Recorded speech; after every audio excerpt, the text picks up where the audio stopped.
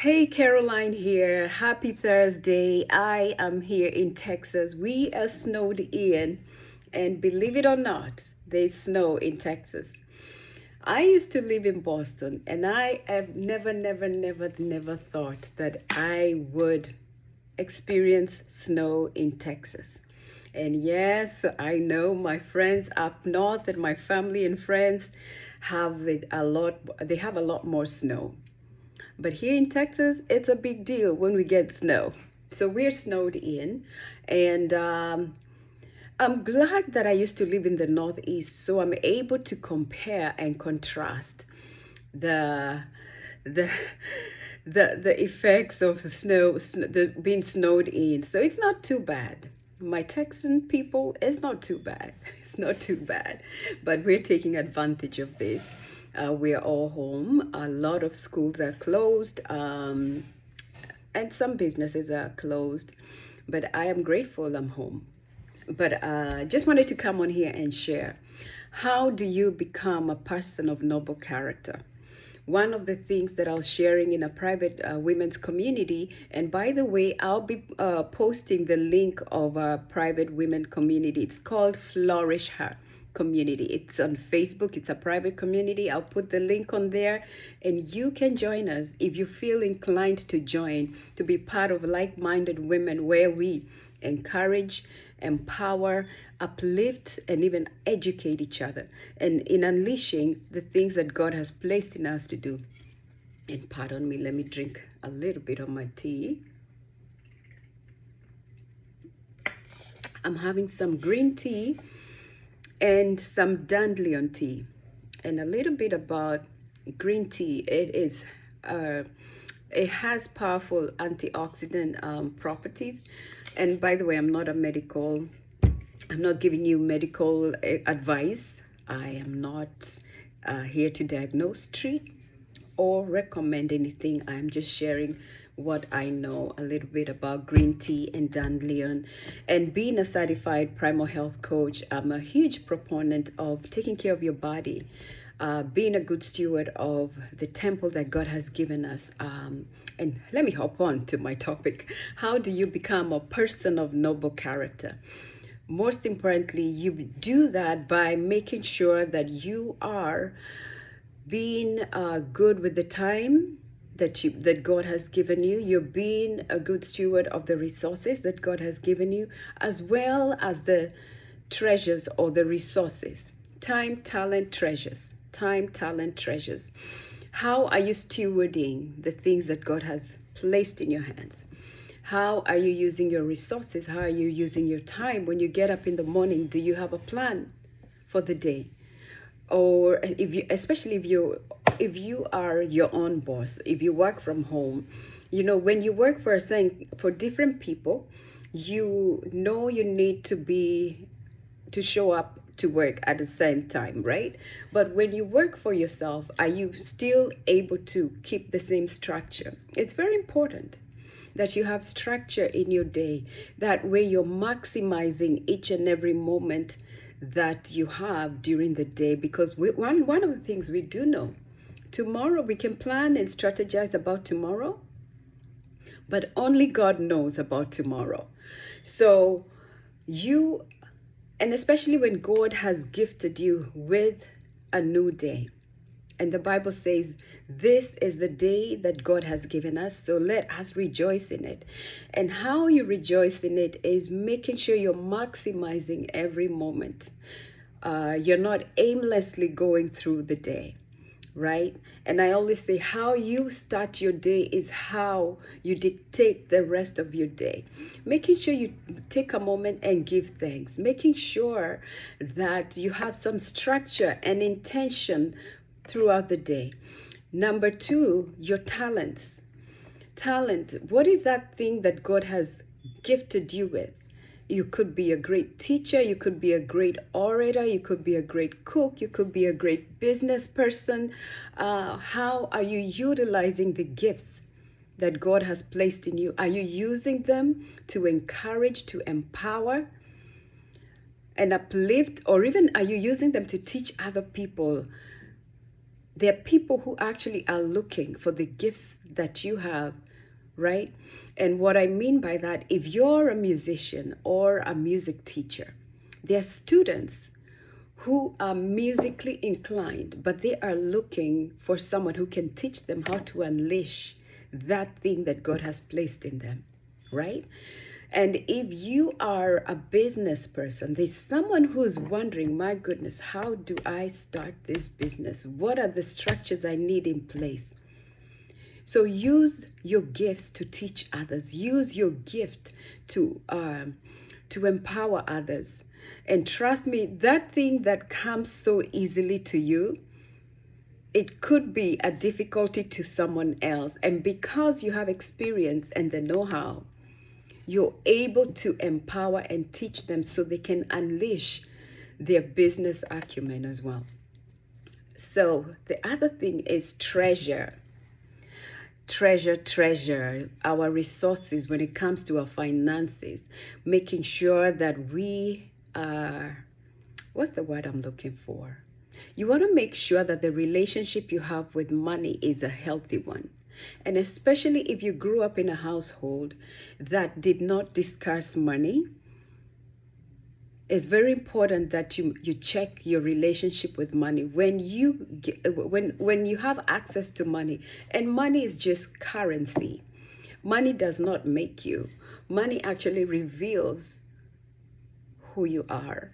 So it's very important that also, even let me just deviate a little bit from today's topic. Make sure you know who you are, because having money and acquiring titles and stuff really just reveals the true nature of who you are. So when we go back to talking about money, your treasures, what kind of relationship do you have with money? Is it a healthy one?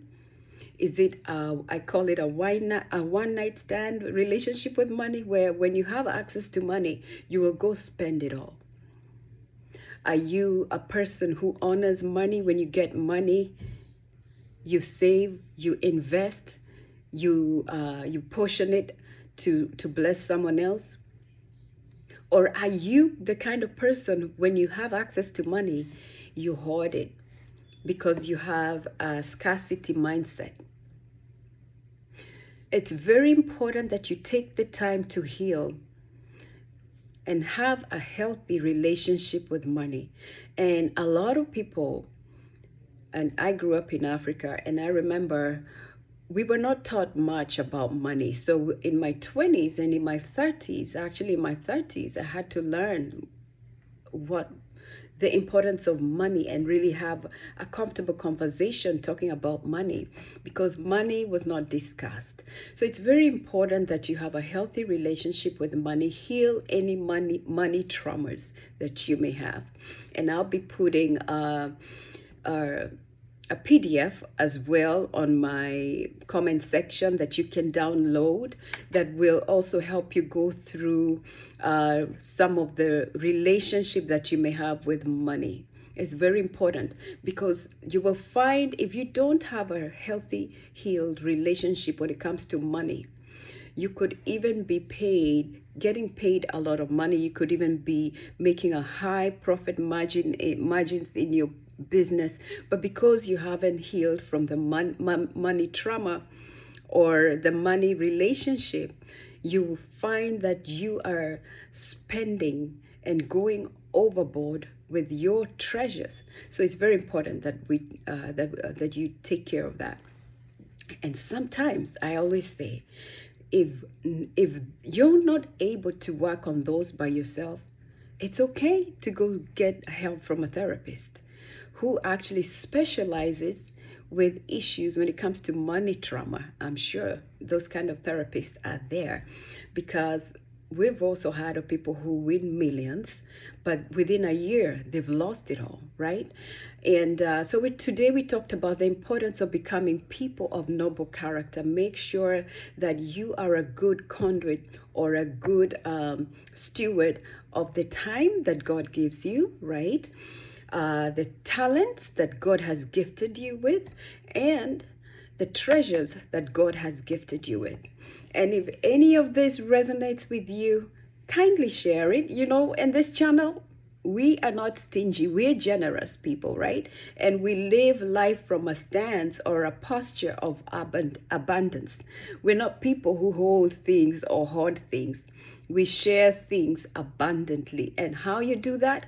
Click that like button, share, and also email it to a friend. I'm sure you can do that. But most importantly, let me know what your takeaway was. Today we talked about how can you become a person of noble character by making sure you steward the resources, the time, talent, and the treasures or resources that God has gifted you with. And most importantly, I pray that any area of your life that you feel stuck and stagnant, be willing to do the work this year. Be willing to confront areas of your life that you feel stagnant in and do the inner work. And sometimes that may mean enlisting the help of a coach or enlisting the help of a therapist, because we are moving forward and we are flourishing this year. All right. And this is also for those who've been watching life happen from the sidelines. This is your reminder. Start that YouTube channel. Don't even worry about the followers or the likes, and all of those are great. But I'm talking to the person who knows God asked you to start a YouTube channel and you haven't yet. And I'm talking to the person who knows that God asked you to write that ebook or that book and you haven't yet. You've been watching from the sidelines. I'm talking to that person who knows you need to be going on Facebook Live or YouTube Live or TikTok Live and sharing your wealth of information, because there's someone who is looking to learn from what you offer. Stop watching from the sidelines. This is your year to step into your greatness lane. And I always say, God has created greatness inside each and every one of us. Greatness is not just for the few. You have greatness inside of you, and it's time you step off the sidelines and rise up and step into the sidelines. And step into your greatness lane. No more watching from the sidelines. This year, you're flourishing. This year, you're launching that business, that podcast, that ebook, that merchandise line. This year, we are taking it all, because God has placed greatness inside of us. All right. Caroline Beatty Day. And I said, just be you. Share from your authentic place. Don't try to copy or imitate anyone else.